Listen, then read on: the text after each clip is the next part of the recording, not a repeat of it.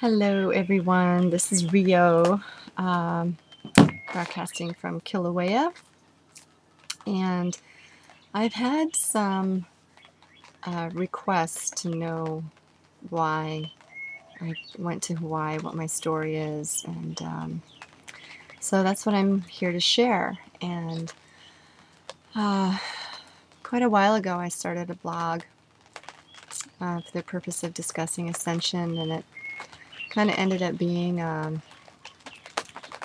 somewhat of that, but more of a personal journal online. And it's starting to rain, so it might go a little loud here. I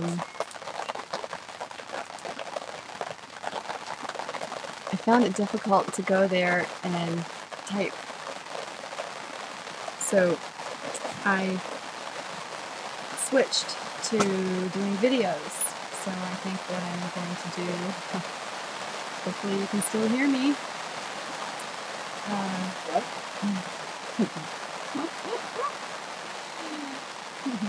My fellow worker Roderick being a smart aleck.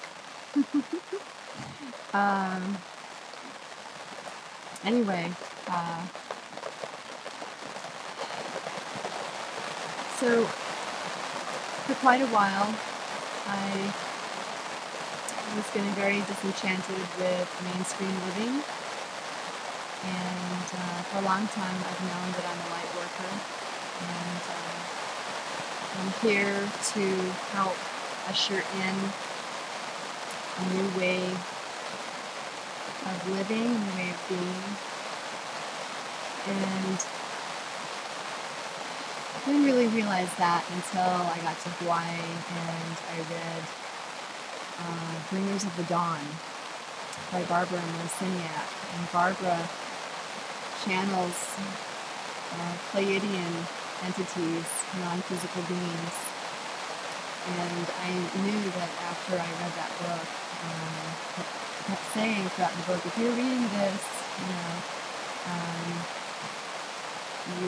you're here to lay groundwork, you're a pioneer, and I've always known that as well.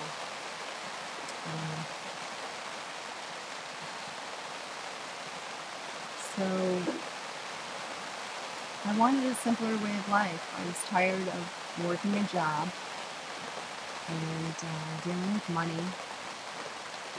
Money's never come easy for me, but for the last year and a half or so, I've studied the laws of creation through Abraham Hicks. Abraham is a group of non-physical beings that channel information through Esther Hicks. And Jerry, her husband, asks questions. And it evolved into many, many, many books that are now published in different languages, and they're available all over the world.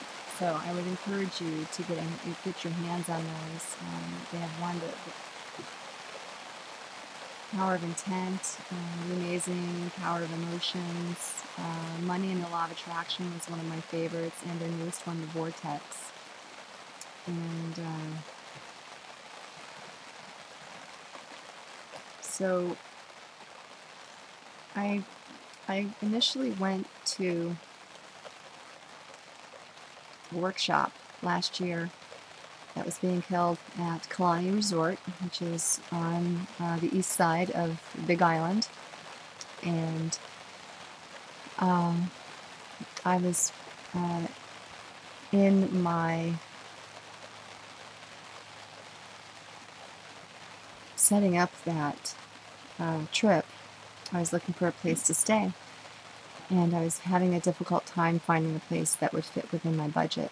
So I happened to mention to a friend who had lived in Hawaii that I was having trouble, and he gave me the name and number of a friend of his, which was Manise. He'd met Manise in California, and he said, call Manise, tell him what you need, and he'll hook you up.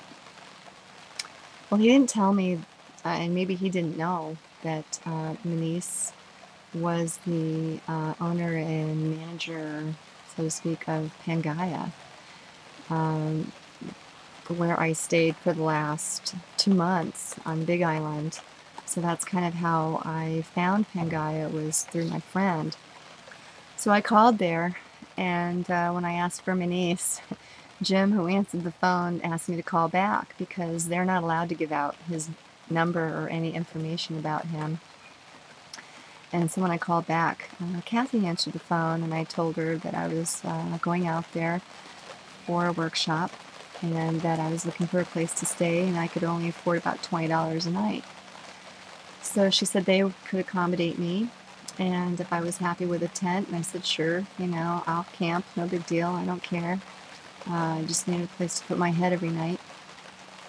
So I got that all set up, and when I got there, I was just in awe of the beauty and the energy of this land.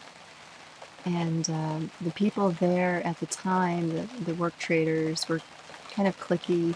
They weren't really a tight community. But I knew that I needed to go back. I just knew it. And so I've written about this process I went through in my blog, how I got to the island using the laws of creation, getting excited about going, and then keeping myself in the vortex of feeling good, and allowing all of the people, situations, and circumstances to come together so that I could manifest that desire. So, so I made it back a second time. It took me 8 months, but I got there, and I kind of shelved the idea of going back because I just didn't see how it was possible. I had a house and a lot of stuff, and a son that lived with me, my son Hoberlin. And that was my biggest obstacle. I thought there was no way his dad was ever going to want his son to live with him because he would have to change his lifestyle in order to do that. But I was wrong. So, long story short, I had quit my job working at a chiropractic center in Boulder just before I went to Hawaii the first time last year, at the end of May and the first week of June. And when I got back, there was a change of management where I lived. And previously to that, when my son was very young, when he was 2, I lived at this place for 2 years without paying rent. And the manager was, I think she just didn't want to kick me out because I had a young son and nowhere to go, kind of thing. And I couldn't stay with my mom, who lived right across the street. She just didn't have anywhere to put me up, and nor would I really want to live with my mom again. So this manager was not so accommodating. And because I hadn't paid my rent in a few months, a couple of months, he told me that I was either facing eviction or I could move. So I decided to manifest a free place to stay, which I did. And I moved.